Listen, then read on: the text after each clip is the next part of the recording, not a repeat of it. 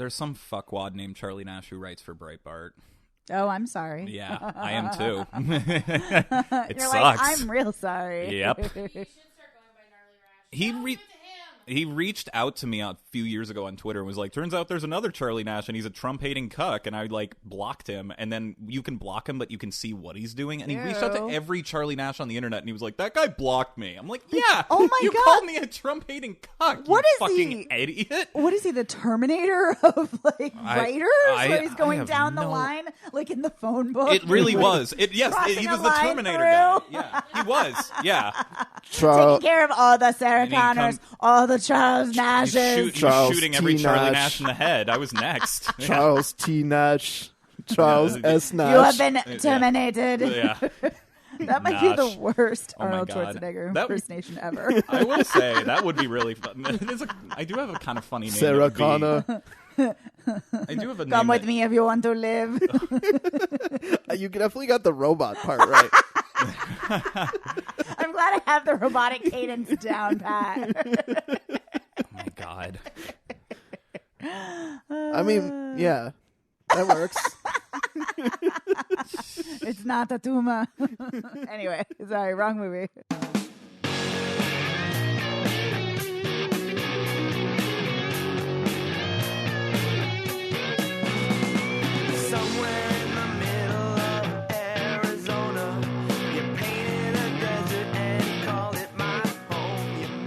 Hello and welcome to this week's Spoiler Piece Theater, the podcast that doesn't give a shit about spoilers.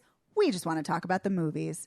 My name is Megan Kearns. I'm a freelance writer and film critic, editor of Bitchflix, and a member of the Boston Online Film Critics Association. My name is Evan Crean. I'm editor for The Independent. I'm co-chair of BAFCA and co-author of your 80s movie guide to better living. Yeah, you are. Yes, I am. And this week, because Dave is still away, we are joined by our dear friend, Mr. Charlie Nash. Hey guys, thanks for having me on. Thanks so much for being on, Charlie. I love talking to you guys with microphones in front of our faces. As always. And headphones on our heads. Yeah, in the cans. Yeah. The cans. And I'm Charlie. I know we talked about this on the Patreon segment, but not everybody probably heard that. I'm so excited that we're finally doing Spoiler Piece together. I know. It's our first time. It's quite an honor. It's been a long time coming. It has. I know. And Evan could not believe it because, Charlie, you and I have done so many podcasts together for years. Years and years and years. Yeah. Okay, not that many. Maybe only 2 years and years. We've been doing podcasts together for 7 or 8 years, I feel. What? Oh, my God. Yeah. Has it been that long? No, I guess Maybe. 6 to 7. Okay. Still a long time. Still overlapping 7. Math is hard. Yeah. Yeah, still around 7, but it's been a long time. So we're excited to have you. I'm excited Back to on be the here. show. Thank you Yay. so much for having me. All right. So in this week's episode, surprise, surprise, we're going to talk about some movies. Mm-hmm. And the films we're going to talk about this week, we're going to talk about The Photograph, we're going to talk about The Assistant, and we're going to talk about The Invisible Man. All titles with "the." You're right. Yeah. Almost all 2-word titles, but they're not. So close yet so far away. All right. So the first one we're going to talk about is The Photograph, which I think I'm the only one who saw that. I have not seen it. I All assume right. it's inspired by the Nickelback song? It is not. Oh, darn. Yeah, shucks. Love me some Nickelback. Moving right along. Yeah. So, no, The Photograph is not inspired by that. It's written and directed by Stella Meggy, and it's a romantic drama film that stars Issa Rae and Lakeith Stanfield. And I loved this film. It was great. Issa Rae plays a museum curator who is the daughter of a very famous photographer, and Lakeith Stanfield is a reporter. And the film starts off with him investigating a story or working on a story in New Orleans, and he interviews this gentleman who has some beautiful photographs on his mantelpiece, and he starts questioning him about the photographs, and he finds out who the photographer is, and then that leads him to find Issa Rae, who is dealing with the death of her mother. Her mother just died recently, and she was left some letters by her, and she's reading through the letters, and so the story shifts between the present time of Issa Rae and Lakeith Stanfield and earlier when it's her mother as a young woman and embarking on her journey of love. And so the two love stories are told kind of parallel to each other and comparing and contrasting because they're dealing with similar themes in that Issa Rae she has commitment issues, and Lakeith Stanfield and her both, they have this great chemistry and great banter, and they, really like each other, really into each other, but they're not sure if it's going to work, as you often are not when a relationship first starts. And then with Issa Rae's mother, her mother is very passionate about her photography career, and she's also very in love with this man, and it's all about their love and but you already know in the beginning of the film that it doesn't work out. And so it's really interesting to see why it doesn't work out and what happens. Yeah. And I loved seeing the two stories in conjunction and how the film shifts back and forth. The one thing, though, is that whenever you have two stories, it's hard not to compare. And, of course, I enjoyed one much more than the other. And I really loved the two actors who play the young versions of her mother and then her mother's boyfriend at the time. And it was really... That story is also really sad to me because her mother thinks she's like this broken person in a way, because she's like, she does this interview and she's a famous photographer and she's like, I wish I could be as great at love as I was or I am in my work. And she's like, I wish I didn't leave people. And because her mother has all these dreams about becoming a photographer, and her grandmother, her mother's mother, is like, is kind of not quite as supportive as maybe she should be or could be. And her boyfriend helps her build a dark room, so he's clearly very supportive of her beautiful photography and her burgeoning career.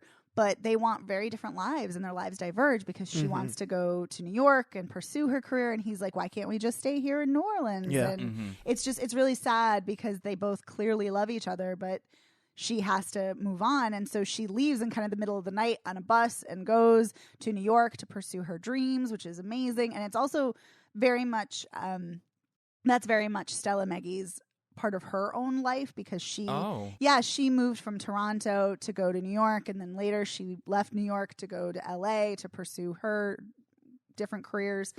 And so I love that she infused that story with her own personal story, as well as a lot of the film is actually inspired by her grandmother. So it's clearly a very personal story, and it very much resonates and it kind of emanates from the film. But it's sad because then when her mother goes back to New Orleans a few months later, she finds out her ex-boyfriend has gotten married, and so it's like this gutting experience, like it's only been like 3 months and he's already like moved on. Oh God. Yeah. And there's kind of some more soap opera things that happen down the line, but I don't mean that in like a negative way, because the film is a beautiful film and it's gorgeous to look at, and the film is very dark. And there's a really fantastic interview that Stella Meggy did with The Atlantic, with the writer Hannah Georges, and Stella Meggy talks about how she wanted the film to be very dark, because usually when people light Black people on screen, they often don't know how to light their skin properly, and so they just like brighten it like to these really unpleasant degrees. Like it just isn't visually aesthetically pleasing, and she wanted to go the opposite route and go very dark and make it very sultry, and it feels that way. It feels very kind of dark and intimate, and the film, like the banter is sexy, the film looks sultry and enticing, and it just is beautiful to watch and to see. And what I also love about this film is, while it's very much about love, and it's great that it's very much about Black love, which, as many writers and filmmakers have talked about, like especially who comes to mind is the director Ava DuVernay, has talked about how Black love is very radical, and it's very important to see that on screen because it's such a celebration of Black people's lives. But beyond just being about love, it's also very much about memory. It's very much about familial relationships, because Issa Rae had a very strained relationship with her mother, and she talks to her father about how she always wanted the attention of her mother, but she never felt that she was truly loved, and she worries that she's turning into her mother, and that kind of fuels her own romantic relationships. And Stella Meggy, in several interviews has talked about how she's really fascinated by strained familial relationships, particularly mother-daughter relationships, and how those relationships, how they kind of catalyze your own romantic relationships, and how they, cause your romantic trajectory to go. Yeah, so this was just a really lovely film. As Hannah Giordis at The Atlantic said, she compared it to other Black romances like Love Jones and Love and Basketball, but it's very much paving its own way here, and it just was an absolutely delightful film to see. Like it was smart. It had an incredible amount of heart. My one criticism, the one thing that kind of bothered me watching this, is that Issa Rae's mother in the film talks about, how, like I said, she kind of talks about how she doesn't use the word broken, but kind of talks that way. And it kind of bothers me, as if women can't have a fulfilling career and love life. But then again, I'm not a Black woman, and, this very well could have been Stella Meggy or her grandmother's very, very much their own experience. So who's to say? But it clearly is a personal film, and, it's hard to comment on someone's own personal experiences and journey. But aside from that, it's an incredibly wonderful film, and I just enjoyed it tremendously. Nice. Yeah, it was great. You should see it. Everybody should see it. I'll have to put that on the list. Yeah. It sounds good. I'm a little disappointed here that the B plot is more enjoyable than the A plot. Well, I liked that, but don't get me wrong. Lakeith Stanfield and Issa Rae are wonderful. Yeah, they're great. Yeah. I love them as performers. Absolutely. I love everything they're in. I'm a big fan of Issa Rae's show Insecure. Insecure is so so good. Watch that show. good. It's so good. Yeah, I think that's why Issa Rae and Stella Meggy are working together, because Stella Meggy directed an episode of Insecure. Oh. Yeah. So. And Lakeith Stanfield, has been turning out one great performance after another. And he's always different. I mean, always. Knives Out and Uncut Gems came out in within weeks of each other, and they couldn't be those two types of performances. They could not be more different. He also does a great voice on BoJack Horseman, too. Oh, you're right. He does. Yep, as Diane's boyfriend. Yeah, so he's great. And Sorry to Bother You, he's Sorry great. to Bother You. Get Out. Get Out. Short Term 12. Yeah, he's always a delight to see, and he's just incredibly charming and lovely here, too. He was great in Crown Heights, which I feel like is a movie that almost nobody I or have not not enough seen people that. saw. It's one of those wrongful conviction movies, and he's really good in it. Yes. I was like, wait, did I say that? Yeah. He also has a very handsome face. I'll just Yeah, throw that out there. I didn't fully... I don't want to say I didn't understand, but I didn't fully understand. But yeah, because for me, I realized it's all about the facial grooming. For people with beards, I like them to look a certain way. Anyway, it is what it is. But yes, but I understand the appeal. I get it. But yeah, I love the film. And Evan, I always forget his name. Is it Roy Morgan? Rob Morgan. Rob Morgan. Yeah. It's terrible. Oh. He is in this, and he is so good. As always, he is such a wonderful and incredible actor who always injects a tremendous amount of pathos in every role he has. Yeah, he was incredible in Just Mercy. Oh my God, I so didn't good. see Just Mercy. Oh, you should. It's great. I need to. He was in Mudbound. Yes, and he's wonderful in that too. Yeah. He's also in Luke Cage too. And he's great in that too. So definitely go see it. Check it out.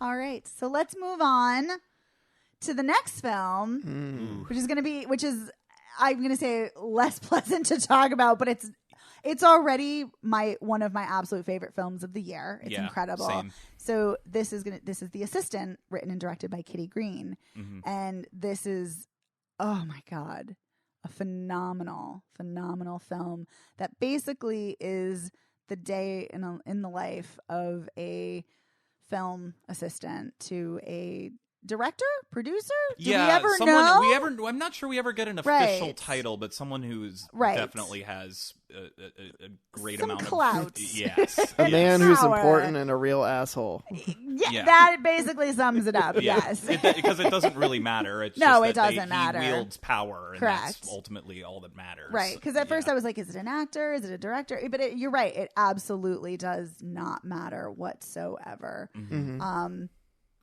I definitely have lots to say, but Charlie, I've been talking for a while, so I want to hear what your thoughts are on the film. I loved this movie. I actually went in. It was, I work at the Coolidge Corner Theater, and it was funny. Woo-hoo!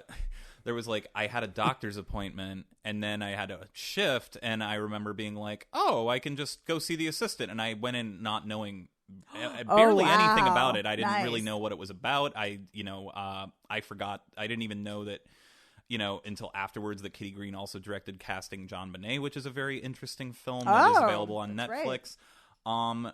But yeah, I saw it a couple weeks ago. I wish I was able to revisit it before because I would love to see it again. And it's haunted me since because it feels, it's just so incredibly timely, especially considering the news that broke yesterday about Harvey Weinstein exactly. now being a convicted rapist. And now going on to his next trial. Yep.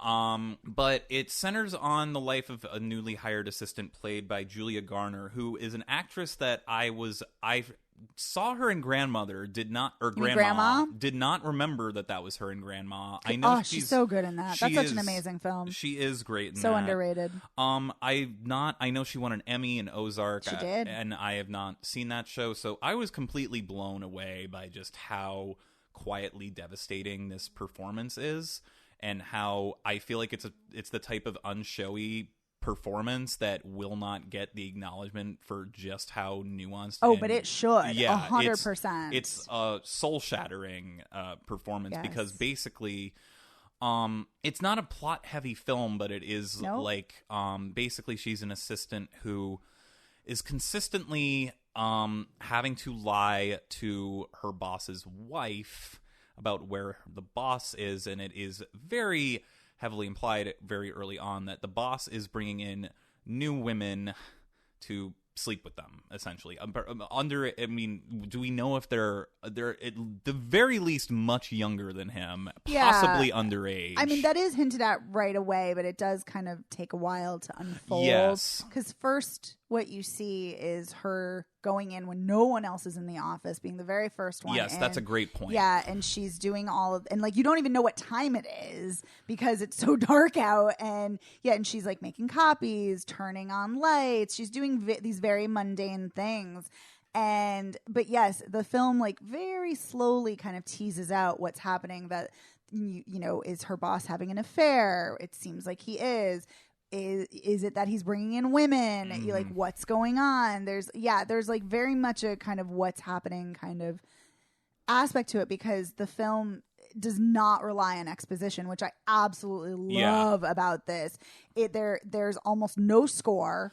I was about to say, which grounds it in reality. There's almost no exposition. You just have to wait and watch and just let it unfold and see what's happening. You're just dropped right into it. Yes. Yeah. Yes. This did the same thing that Portrait of a Lady on Fire did with a lack of score too, which is it's suffocating and makes you feel the dread of the patriarchy that is just suffocating these women in both films. And would you say not?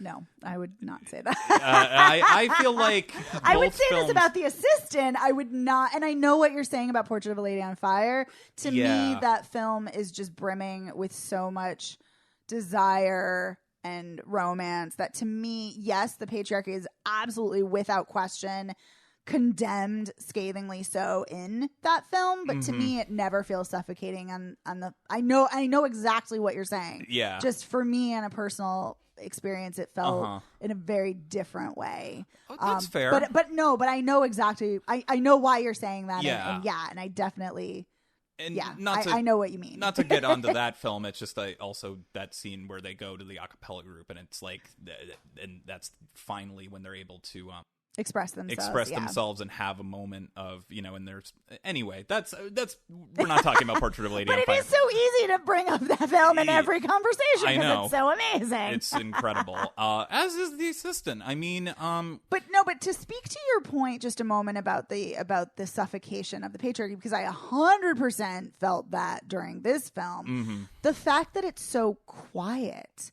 and I mean that literally, it's so quiet in its lack of score and its lack lack of a lot of dialogue in many scenes, but just it's also very quiet in the sense of for quite some time there is not a lot of overt sexism and misogyny. I mean, it's there. Mm-hmm. Like, clearly it's there, but like it's done in very, like, it's very obvious to many women, but perhaps not to people who are not women. I don't know if it's as obvious, but like the fact that her male coworkers who are production assistants are like invading her space. Oh, they're the worst. And they are the worst, and telling her what to say in emails and hovering around her and like, you know, like at one point she gets her sandwich wrong. Right, she gets one of their sandwiches wrong. Yes, and he criticizes that and then throwing a wad of paper at her to get her attention. It's like, what the fuck is this shit? Yeah. But it's like, but again, it's like it's sexist in these quieter ways where they're the everyday microaggressions, which are just as devastating, just as infuriating, but they're the kind of thing where someone can be like, what? I'm just trying to help you out, or what? It was just a joke. Like that type of bullshit. And that's what's suffocating about it. But then it does come to a head.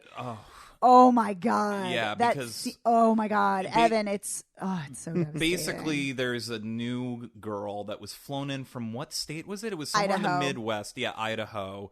And is given a new job as an assistant, like gets a new desk, and like basically has no experience. They're putting her in this fancy hotel. Yeah, but oh my God, in that scene where they're in the cab, or not the cab, but the car, and she's like, "Where did they put you up? Did they put you up here?" And Julia Garner's just like, "No, yeah, no." Yeah. And Julia Garner is so on, like she knows exactly what's happening. Mm-hmm.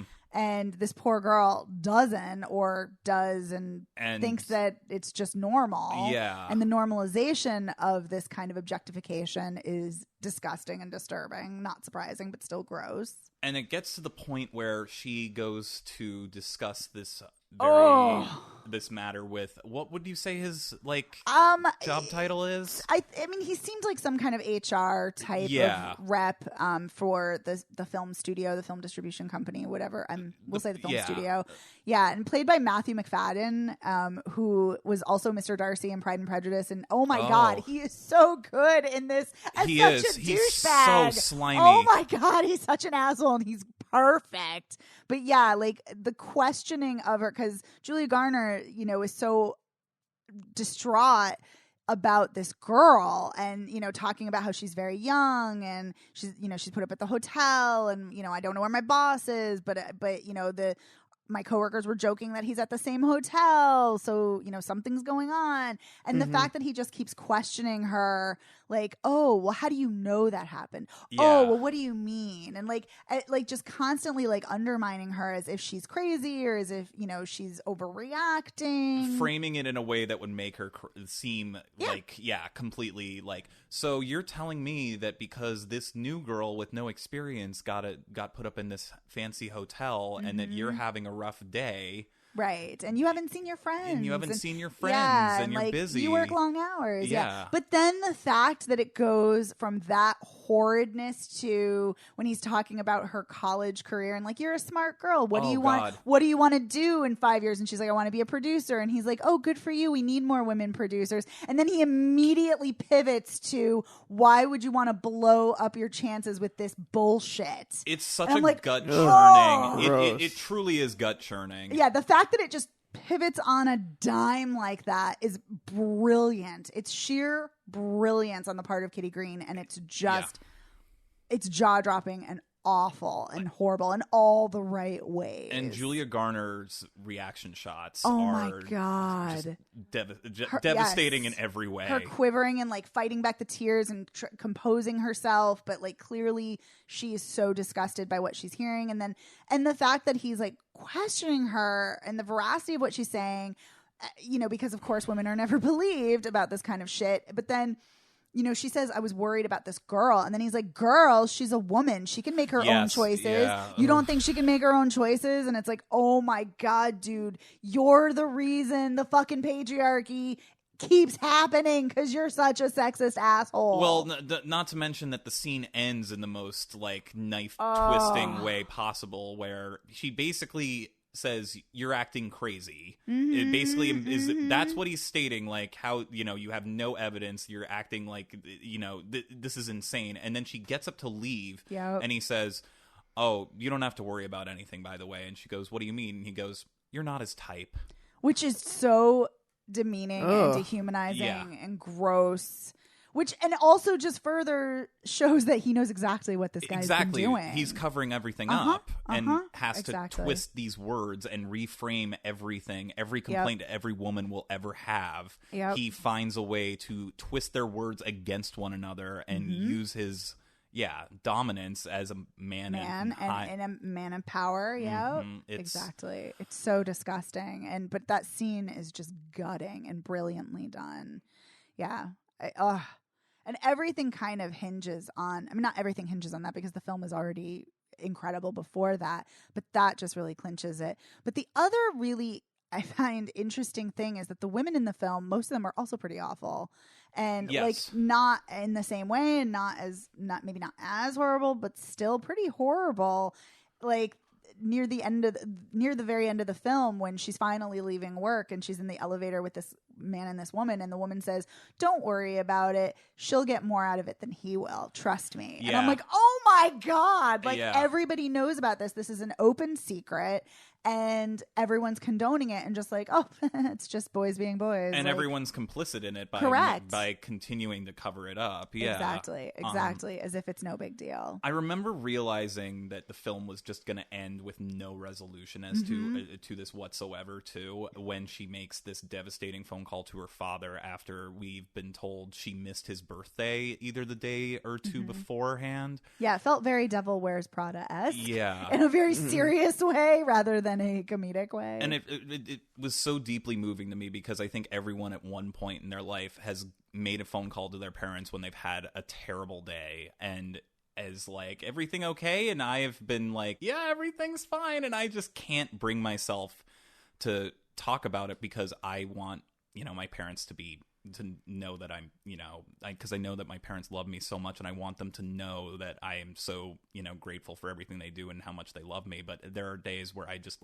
I can't bring up something terrible that I'm still processing going through them. And that is so devastating to me that, she can't even talk about this with her father. And, I mean, what did you think about it? Yeah. I mean, it also, to me, seemed like she didn't want to disappoint them because in two separate conversations with her mother's like, "Your father knows you're busy. It's okay. We're so, excited for you. We know this is a really huge opportunity. We're proud of you." And then, her father says, kind of, reifies that, says the same thing, and says, "You're doing big things." And, and it's like, it's like she's getting it from both of them. I mean, of course, they just think they're being supportive and lovely, which they are because they don't know. Idea. Yeah. Exactly. And really her life is a nightmare. Yeah. And also I really love the bookending of the beginning and the end almost on the same frame of the car waiting outside for her,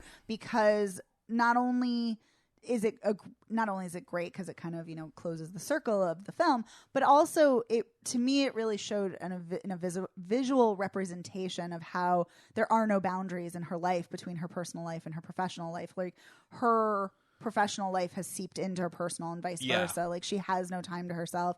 All she has right now is this job because it's draining every ounce from her and taking every bit of time from her. Like, and something else kind of along those lines is that food is used so interestingly throughout the film. Oh, yeah. And like her breakfast of Fruit Loops, she never gets to eat.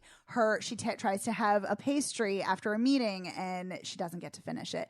Her lunch, her sandwich, she eats at her desk, doesn't get to eat. There's a shot of her using that's the for the blender. boss. That's not for her. That smoothie is for her boss because she leaves it there. Oh, yep. And then she has a microwave meal that she doesn't get to eat because she's finally told she can leave, and she dumps it in the trash. And even the muffin that she gets at the end of the film after she's finally left work, she doesn't eat. Yeah, that I remember like too. She's constantly being thwarted from eating. I'm like, this poor woman, I want her to eat. Yeah. But it just sorry, my phone dropped. But it just showed to me that there are literally no boundaries, which again ties into the bigger picture of how that's the whole point, is that these men, these abusive men in power, they exert their power by eviscerating boundaries and by dominating and exploiting and objectifying women and abusing them and raping and you name it and harassing, and it's just awful. I also found the book ending with the cars kind of just to emphasize the cyclical nature of it. And yes, how it's never going to stop. It's never going to stop. It's just going to keep going. Yep. You're right. Great point. Yeah. Yep. It's devastating, and it's really tough to leave a film where you get absolutely nothing that you want out of the situation. No, this film is anger-inducing in all the absolute best possible ways. Yeah. It's defeatist and rageful, but it's beautifully done and incredibly well executed. Feels so urgent and timely. Absolutely, I know with the Me Too movement and with the Weinstein verdict. Yeah, absolutely. Absolutely. But it's so necessary. And it happens not just, I love that it is taking place in the film industry because it's so important to talk about these things. But it happens in every industry. It happens in every, facet of life, sadly. But yeah, it's just horrible. But yeah, such an incredible performance by Julia Garner. Yeah. Beautiful direction. Also, I noticed this right away. The color palette has such a green hue to it. Just the pallor just feels very sickly, and that just kind of further intensifies the feeling of nausea and suffocation, as you said earlier. Just as you're watching it, like visually, that is also represented. Her pink sweater, too, just the gives her such an innocence and femininity, stereotypical femininity. Yep. Yeah, absolutely.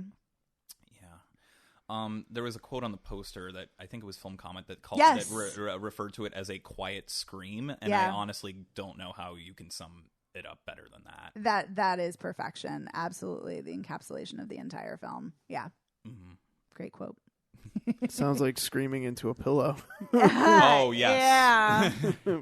You're gonna maybe want to after watching this. Yeah, but yeah, this. I cannot say enough good things about this film. It just was masterfully done. And the small score or the little bit of score that is in there is by, oh my God, I think her name is Tamar Cali. She is the composer who works a lot with Dee Rees. She worked on Mudbound. She worked on Pariah. Oh. She is incredible. She's such a fantastic musician and composer. Yeah. And the score, when it does come in, just punctuates those moments beautifully. Yeah. Yeah, you were Tamar Kali. Perfect. Thank you. Thanks, Evan. Yeah. So do we have anything else to say, Charlie, about the film? No, but you should absolutely seek it out. It is. It's a tough sit, obviously, due to the subject matter, but it demands to be seen, I'd say. I could not agree more. I definitely think it's well worth watching, and it's a film that I worry that not enough people are going to see, or that they're going to overlook it because the title is perhaps not as flashy, as maybe other film titles and what have you, but it's such a beautiful film about such an ugly topic and such an ugly situation that so many women endure. Yeah, it's an important film without being self-aggrandizing in any way. Absolutely.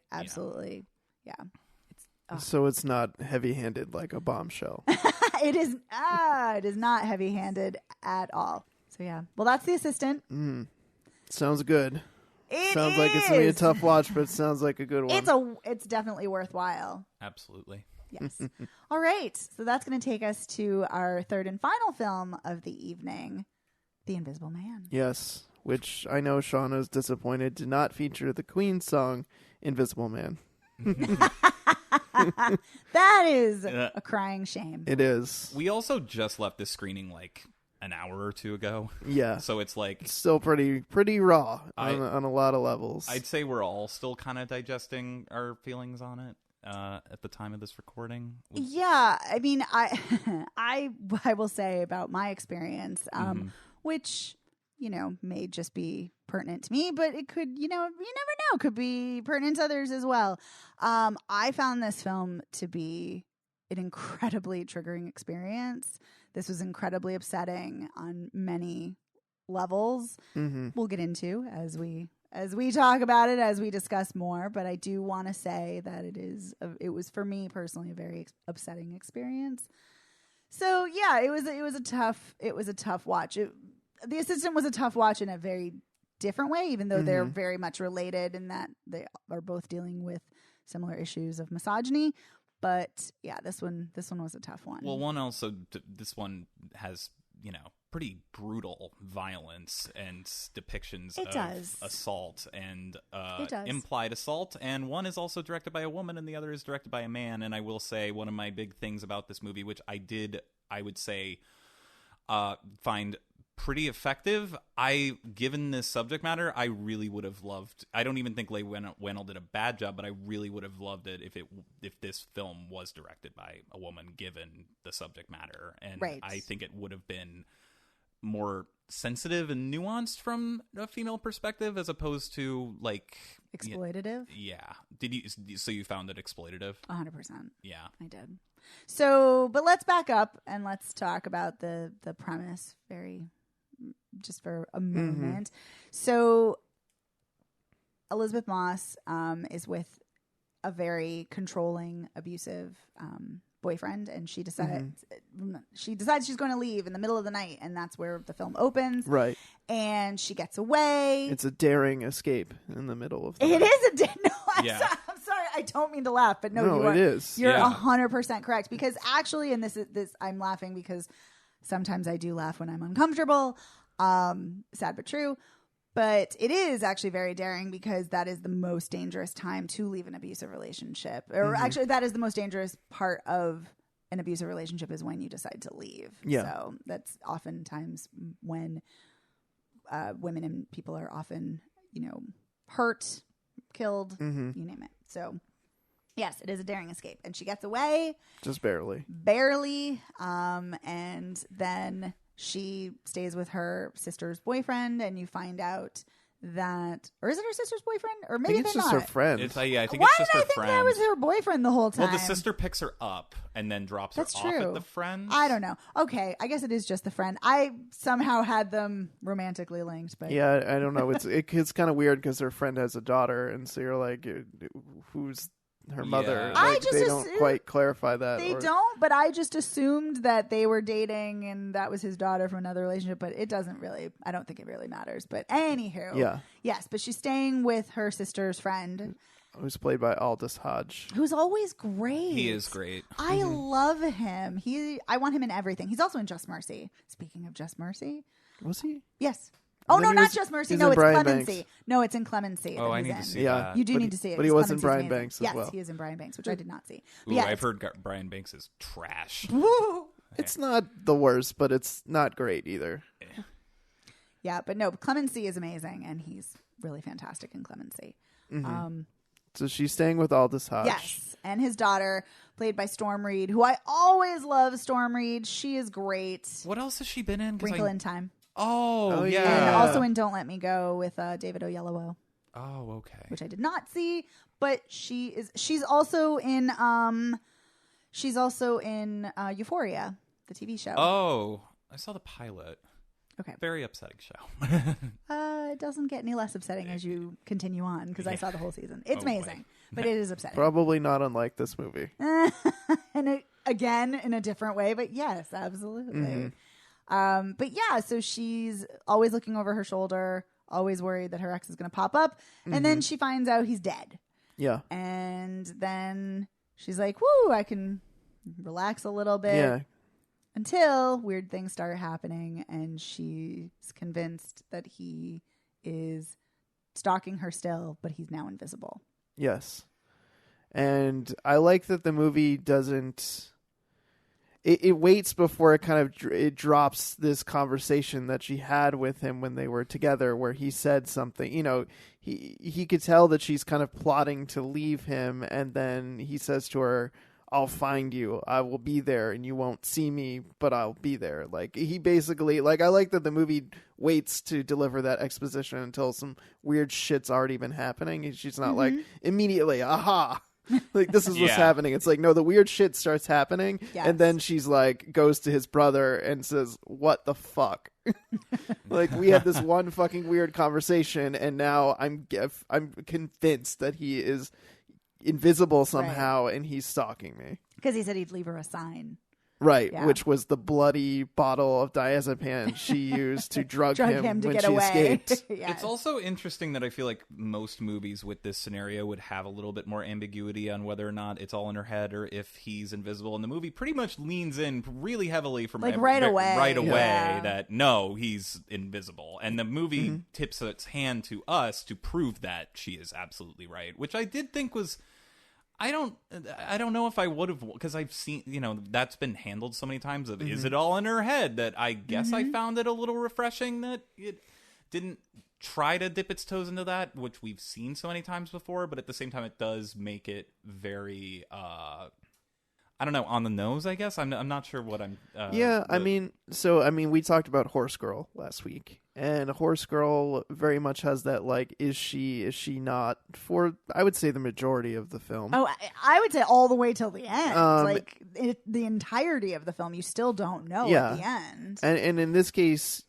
You know that she's not crazy, but I don't know that it makes it any less frustrating because everyone is still there saying, I think you're crazy, and not believing her the entire time. Right. And I think it almost makes it more frustrating that you know for sure as hell that she's not fucking crazy and this is real and no one will listen. Well, that's part of my issue with the film. Like, part of me wants to applaud the film because I'm like, yes, that's exactly what women who are in abusive relationships and who are being stalked, that's exactly what it's like. You are not believed. People assume that you're exaggerating.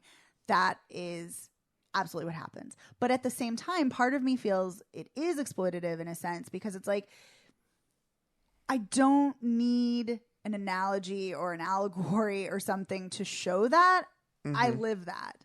And as do many people too. And so to see that where she's not being believed because of an invisible man, it's like, no, she already wouldn't be believed because she's being stalked by a visible man.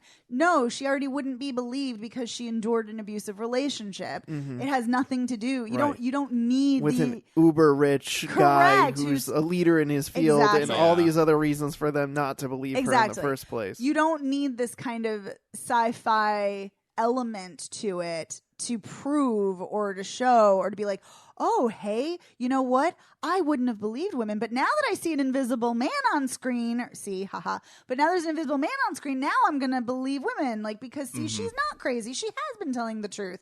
So yeah, it just felt incredibly insulting to me as someone who is a domestic violence survivor and who has been stalked. So it felt just so, like I said, I wanted to like the film that it was tackling this topic.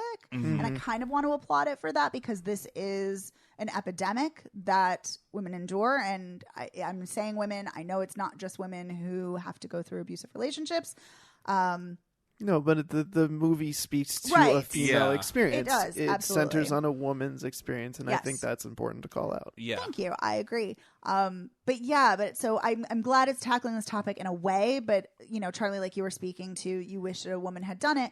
I mean, that's kind of my stance on many films. I wish a woman had done it, but especially on something like this, like I almost wish like there had been a woman DP, or I wish there had been a woman writer, or I wish there had been a woman director. I wish there had been more, of a presence, behind the scenes of women, because not that women are a monolith, because of course, women are going to have different perspectives, and not that a man can't get this sensitively, but it's just, if you've never experienced it firsthand, you don't know the fucking terror that happens where you're constantly looking over your shoulder, you're constantly looking behind you, you're constantly driving past your house because you don't want someone following you home, even though they know where you live, if it's an ex. Like, it's just, it's a constant state of fear and terror and exhaustion that you just won't understand firsthand unless you've experienced it firsthand. Yeah.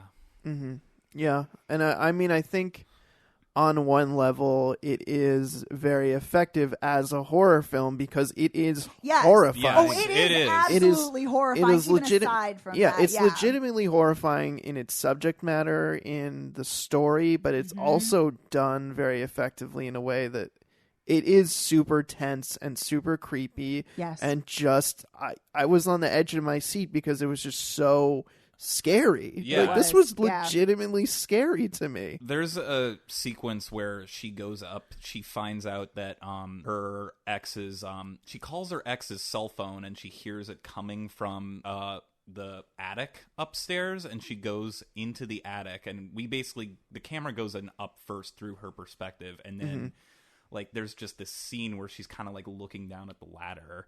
And then, and this was something that I appreciated because she was actually one step ahead of me, where she just grabs a can of paint and throws it, and then you see that he's right in front of her. Oh my God, that scene was terrifying. Horrifying. And so smartly, I thought, crafted. It was, absolutely. I mean, that's the thing.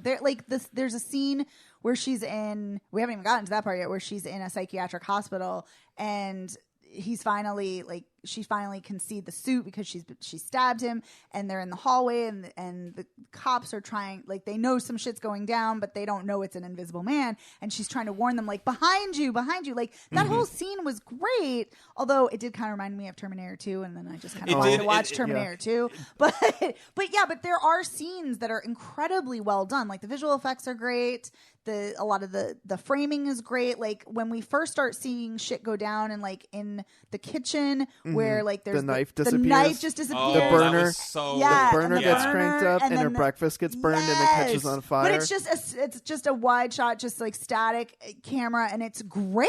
It's so powerful visually. So there's a lot that's good about this. The violence is really tough to take. The violence also is exploitative, and it's we already know she has been abused and controlled, and she's already said to her sister and to Aldous Hodge that she's been hit, and she intimates one of many. She's well, that's one of many things. So it's so we know that there's some horrific physical and emotional control and abuse happening. Do we really need to see him beat the shit out of her when he's invisible? In this context? Right, exactly. Him strangling her. It's just, it's legitimately horrifying. Right. And not just it's a scary, it's gross. Right, exactly. And that's the thing, I'm not opposed to violence. I'm not, it's not we can't see violence on screen, but this just felt excessive. It's we already know this. How is this furthering? Well, the scene just goes on for a while, where it's she's hitting him with plates, and she's getting thrown around the kitchen and getting kicked and beaten. Her hair pulled. Yeah, it's okay, how long does this need to go on to prove the point? I mean, we're talking about a movie that's over 2 hours. We don't need that level of detail in that scene. No, it doesn't do anything to further the character arc or development. Doesn't do anything to further the plot. We don't need it. Not to mention that it later on, I mean, it's implied that she mentions how one of the reasons she left was because he wanted to have a child with her, and she was if I have a kid, I will never be able to escape. And then later on in the film, it is revealed that she has blood work done, and she is pregnant. Yeah. So she was raped. And Clearly. Yeah. One of the big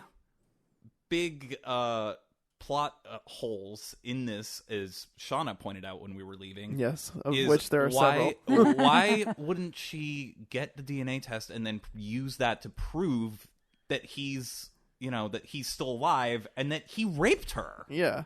That seems like a fairly obvious thing that you would think to try. Yeah. But she doesn't even think Yeah, and they don't even think of it after, when basically he tries to pin it on his brother. He tries to, the brother is in the suit, and he's shot and he's killed, and Adrian, is that his name? Adrian, yeah. Adrian, he's found, tied up in his basement or whatever by the cops. And so they think, oh, well, his brother just kidnapped him, and he was a victim of this too. Because he's a douche. Nope. No. I don't think anyone seriously believes that. No. I mean, Aldous Hodge seems to slightly believe it. Well, he believed it, yeah. And Elizabeth Moss is no. He did all of this. No. Nope. Exactly. It's like, no, no, no, no, and no. Because no, I mean, obviously it was him. Like, even if they were just in cahoots together, like, it doesn't matter. Like, clearly it was him too. Clearly. Yeah, but I mean, I was annoyed that there was no talk of an abortion because I always want abortion That's talk. A very good point. Yeah, I always want abortion talk. I was hoping at some point that would happen, but it didn't. See, I knew that was the way that she was going to get to him, though. When she's in the mental hospital and he's like slinking around in the suit. Yes. And I'm thinking that's the best way to coax him out is to say you're going to kill the baby and he will come right out and it will be easy to get him. That's true. And it was, yeah. Another plot hole was with the dog. So in the beginning, he has like a Rottweiler. No, a Doberman, I think. Oh, yeah. And she's leaving, and she takes the dog's electric collar off as she's leaving. And then he kind of like runs off. We don't see him again, but then she comes back to the house later, and the dog runs up without its collar on. So, like, the yard is fenced in, so the dog wouldn't have gone anywhere. But also, how would it be alive if someone wasn't feeding it? Well, that's clearly it. Like, the dog. Clearly, he was feeding the dog. So right, but then why would the dog not have the collar on anymore? Like that. I thought she got the collar off. Did she not? She took it off, but when she comes back, the dog's not wearing the collar anymore. So why wouldn't the guy have put the dog's collar back? Oh, I see what you're saying. Yeah. Right. Yeah, unless she tossed it, but I don't remember. Maybe I know. And in that same scene where she goes back to the house when it's I'm putting empty in quotation marks because he's still there. All the furniture is covered up. All the furniture's covered up, but also at that point she has a lift drive her all the way there, and the lift is waiting outside. How would the lift guy not have noticed invisible guy drive up in his car? Yeah, like he didn't just get there by accident. I don't think he was in the lift. You would have seen him getting in. You would have seen him getting in the lift. I don't think so either. So I don't know. Maybe he parked far away and walked in. But why would he? But he didn't even know she was going to be there. He didn't even know. Like, it doesn't make any sense. Yeah, and I really wanted her. She figures out when she goes in the basement, she finds the suit with all the cameras on it, which is how he's able to be invisible. And she sets it aside in this vent that she's using to hide her getaway bag. And I kept wanting them to come back to that way sooner than they did. Oh, yeah, absolutely. Way sooner. I mean, even in that scene, I thought she's going to slink in there, she'll put on the suit, and she'll just kill him now. Right? That's what I thought, too. But no, we had to wait like another hour. Another hour for her to then like set it up so she puts on the suit and kills him, or makes it look like he kills himself on camera. Right. It is a little obvious in the beginning of the film when she's getting away because the camera lingers and slightly zooms in on that weird device, which is where the suit is. So I'm like, so as soon as I saw that, I was like, oh, that's totally the machine that creates him to be invisible. Or the invisible maker. Right. It is the invisible maker. I'm like, oh, that's totally that. Yeah. So that was kind of obvious, which is annoying. But yeah. So, yeah. It is, I couldn't help but think about other movies about invisible abusers. Honestly, the Entity with Barbara Hershey, which is really tough to take, which is based on a woman who claims that she was raped by entities. There's I remember that. It's a really tough movie. I do think if you have the stomach for it, it is worth watching because it has some interesting things about it makes interesting, horrific points about the male gaze. Also, Paul Verhoeven's Hollow Man, which is a filthy, gross movie, at least is trying to make you complicit in the voyeurism of the male gaze. Whether or not you believe it goes too far or not is certainly up for debate, but I certainly think that Paul Verhoeven is at least trying to make viewers feel sick by putting you through Kevin Bacon's perspective, and is making points about just the voyeuristic gaze that male filmmakers have. This film doesn't really seem to be trying to tackle anything like that, and it doesn't seem to be, I guess we've touched upon this, doesn't seem to understand its own complacency in the male gaze, especially when it comes to scenes of violence that are, as we've mentioned, quite brutal. And even in stuff like, for me, we mentioned this earlier, but like when she finds out she's pregnant and then she basically takes a pen and starts to carve herself. I mean, that is also framed in a way that was, honestly, that was the one part of the movie where I was just like, yeah, that's oof. Self-harm is the one thing that is triggering to me, and that I also felt like the way it was filmed was very sensationalized in a way, even though it was ultimately a smart plan. Right. There's still a way to, like, I think, tackle that in a more sensitive manner. There are some very effective kills, I will say. There's the character of her sister, which we haven't even talked about, where the other ways that her ex gaslights her is he starts hacking into her emails and writing horrible letters to her sister about how she feels suffocated by her and doesn't want her in her life. And and we need to talk about her sister's awful reaction to that, saying like, oh, you don't want me around, you can't tell the good guys from the bad guys, and you're too weak to leave the bad guys. And I'm like, what the fuck kind of nasty shit is that? That was a bizarre way to I didn't fully believe that her character, based on what we knew, I mean, I guess she's not really fleshed out that well, but like, I don't believe that she would have had that type of response, especially if they're sisters. Like, one, there's always shitty relatives, I guess. So that in and of itself didn't surprise me. But at the same time, I mean, the thing of it is that bothered me about that scene. Although you're right, like, we don't know anything about her character as a sister, so why would she be nasty like that? Like we don't really have any context either way to go. But what did bother me a lot about that is something that is thrown in the face of you when you are a survivor. Like, why didn't you leave sooner? It's constantly asked, why didn't you leave? Why don't you leave? Why didn't you leave sooner? And it's the completely wrong question to ask, and it's the completely wrong sentiment to have.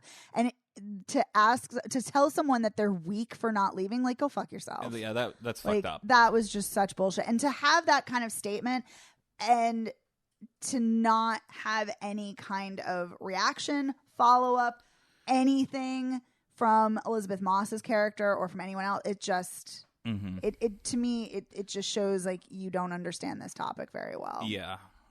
I do have to say, I think the most horrifically effective part, I'll say, is when she goes out to the restaurant with her sister, though, and is about to tell her that she's found out about how her ex is able to get away with everything, and then it's just cut back reaction shots to both of them back and forth across the dinner table, and then like it just cuts back to her sister and a knife is in midair. And then just slash. Whoa! Slashes her throat, and then it's immediately put in Elizabeth Moss's hand. Yeah. And I actually thought that scene had a sadistic kind of effective power to it in the way that it, and also Elizabeth Moss, I mean,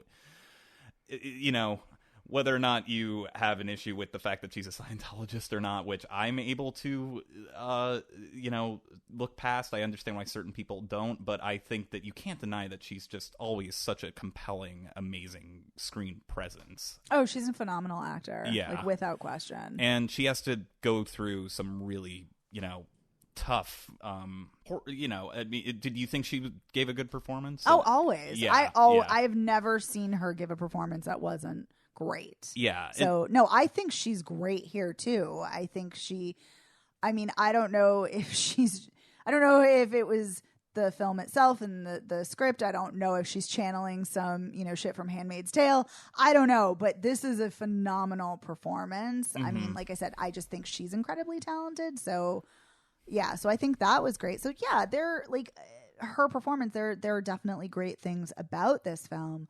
To me, it just needed a much more nuanced touch, more understanding about the topic, and more sensitivity to it. And that's the thing. Like, this, I feel like this still could have been a horror film, still could have been done and been incredibly, successful and well done. Like, I mean, I always come back to this film because I love it so much, but Coralie Vergiat's Revenge is a rape revenge film, and it is so ridiculously feminist and wonderful, and it's confronting, very similar topics. So it can be done in a horror film, or in any film for that matter. Does not even just necessarily a horror film, but I just I wish there are a lot of things I wish about this film. that had been better. Should we get to how it ends? Sure. Was there something you wanted to say about the ending? No, I just did you find the ending satisfying, I guess?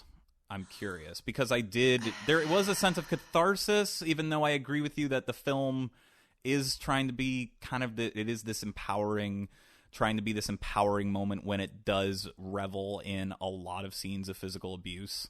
So yeah, that, you know, obviously that's the whole crux of the rape revenge genre is that you're getting vengeance on the person who violated you in the most horrendous way. I mean, personally, like, I don't ever really feel like it's cathartic or satisfying. That's just me, even when there are films that I feel individually are satisfying. Mm-hmm. Yeah, so for me, I didn't really feel like it was a satisfying ending. I mean, although it's the ending I predicted was going to happen. Like, I was like, there's no way this film can not end without her killing him. Like, I was like, that's what has to happen. That's what it's going to be. Everything's pointing to that.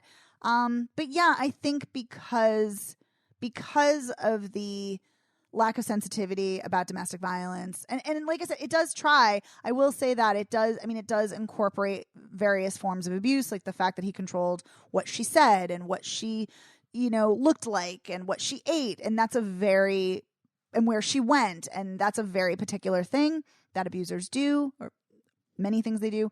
And also the fact that he says to her towards the end of the film, I'm the only one who understands you and I'm the only one who gets you, is also very indicative of abusers because they try to isolate someone. Mm-hmm. So then they just rely on the abuser and then the abuser can control them more easily. So yeah, so I mean, there are some things that are good, but yeah, I wish if it had been more sensitive and if it had been less exploitative, I might have found this a more satisfying or cathartic ending. Mm-hmm. So for me personally, because I was so triggered throughout pretty much the entire film, I had a very different experience, and so it was very hard for me to enjoy anything about this. When you were mentioning that there is no catharsis, I couldn't help but also just think of Jennifer Kent's The Nightingale. Oh, God. Which is a devastating, beautiful film. Yeah, and I couldn't help but think about how when she starts to get her vengeance and she feels nothing. Yeah, and how absolutely nothing. Absolutely nothing. And that film, which is insanely it potentially triggering, and it is so I can't possibly express how tough to take that film is to endure absolutely. And watch. And even I had the is this going too far question running throughout it, but it is literally a film about rape, about the rape of the land, and about how this woman's in colonialism. But also a woman's rape, too. Too, and how, it is literally a film about rape. It's a rape revenge film. Yeah. 100%. And how that film, it's interesting how, like, I'd argue that film goes even further with the scenes of violence, but because it's so much more intelligent and nuanced, and obviously through the perspective of a woman, I mean, that one, you're right. You can argue that it's exploitative, or you can argue that it's more over the top in its violence. But at the same time, there is a nuance and level of complexity that's happening with that I would argue is not necessarily happening with this with Invisible Man. But yeah, and it is interesting to think about is, violence and vengeance. Is that actually cathartic? And I don't need that facet of it. I don't need delved into in a film. Mm-hmm. It doesn't if it does, great. Like the way The Nightingale kind of subverts the vengeance element, like how it is ultimately hollow and empty, but it doesn't need to do that. Like I said, I just wish it hadn't been so upsetting and triggering and exploitative, but yeah. But I've already said that, so. Evan, do you have any final thoughts? I thought it was effective as a horror movie, but I see and hear your complaints. Yes. About the film. Oh, thanks. No, same, honestly, because, I walked out being like, yeah, that was pretty effective, but now that we've had this conversation, I've honestly, started to think back on it, and I'm kind of going like, yeah, Yeah, and the thing of it is that there are definitely, again, no group, I say this many times online, on the mic, no group is a monolith, so I'm sure there will be other survivors who feel differently, who feel it's not over the top, who feel it's not exploitative, everybody's experience is very personal, especially when it comes to what's triggering and what's upsetting and, what, triggers trauma. But it's just, I mean, it's a topic. Stalking and domestic violence are topics that are not dealt with enough on screen. And so perhaps when we see it more, we'll see, more nuanced and varied and complex depictions of it. It'll be better. But here's hoping. That's a depressing way to end. I just realized that is really dark. Let's bring it back and up. Morose. Yes, let's bring it up. So we would say see the photograph. Yes, definitely see the photograph. Definitely see the assistant. Yeah, you guys Absolutely have spoiler see the piece me assistant. into wanting to see it for sure. I'm excited about that. And The Invisible Man. What would we say? What would you guys say? I would say, I'd say see it, but also, like, as you said, like, if it, know that there is going to be a lot of triggering stuff in there, and if proceed with caution. Yeah, proceed with caution. But at the same time, like, I'd say see it because I found it to be effective. But the more I'm thinking about it, and after you, provided such an enlightening, personal take on how you found it to be exploitative, I am just kind of like questioning whether or not it is morally. If sorry, I'm looking for the right word. I'm questioning whether or not. How my own feelings about it are kind of mutating into, is it ultimately worth seeing, even if it is not ethically or morally responsible when it comes to its subject matter, despite the fact that I found it as a horror film to be very effective and jolting in its own way. Does that make sense? Yeah, that definitely makes sense. I mean, yeah, for me, I can't recommend seeing it because it is so. Again, personally, it was so upsetting. But I'm also not recommending not seeing it either. I think it is something that you, as with every film, you obviously have to make the decision for yourself. But I would say with this film, particularly because of the subject matter, you have to decide for yourself if you want to subject yourself to seeing it or not. Me, I would personally pass. If I were to tell myself, I'd be like, you stay home. You eat some vegan mac and cheese. Curl up on the couch. Throw on some Real Housewives. Yeah, play some video games. Watch some Real Housewives. Watch that train wreck instead. But yeah. Yeah, but there are definitely some great things in the film. So, that's why I'm kind of torn. But anywho. All right. Well, that's going to do it for this episode of Spoiler Piece Theater. And you can find us wherever you listen to podcasts. You can also find us at our website. Our website, spoilerpiece.com. Yep. You can find us on Facebook at Spoiler Piece Theater. You can find us on Twitter and Instagram at Spoiler Piece. You can also email us at spoilerpiece@gmail.com. And you can also call us at 862-21-PEACE. Yes, and leave us a message. Leave us a voicemail. Leave us a comment. You can also rate us on Podchaser. Yeah, we're on Podchaser. You can also go to ratethispodcast.com/spoilerpiece, and you can rate the show on your preferred platform of choice. And we would very much appreciate that because that helps more people find our show. Yes. And like we said, you can find us everywhere. Literally. You can find us on iTunes. You can find us on Stitcher. You can find us Spotify, YouTube, all the lovely platforms. Places. All the places. We are there. We are ubiquitous. Omnipresent. That was the word I wanted to say. Although ubiquitous works too, sort of. Yes. Anywho. But yes. And if you really, we hope you like the show. So we hope you keep listening and rating us. But if you really, really like the show, you can give to our Patreon and give us $1. We'll thank you. If you give us $5 a month, you get to vote in exclusive polls as well as listen to exclusive weekly audio. And this week we talked about the beautiful film by Julie Dash, Daughters of the Dust. And for $10 a month on Patreon, you get all of those previous rewards, and you also get to tell us what film to watch and discuss each month, which is exciting. So, yes. My name is Megan Kearns. I'm a freelance writer and film critic, editor of Bitchflix.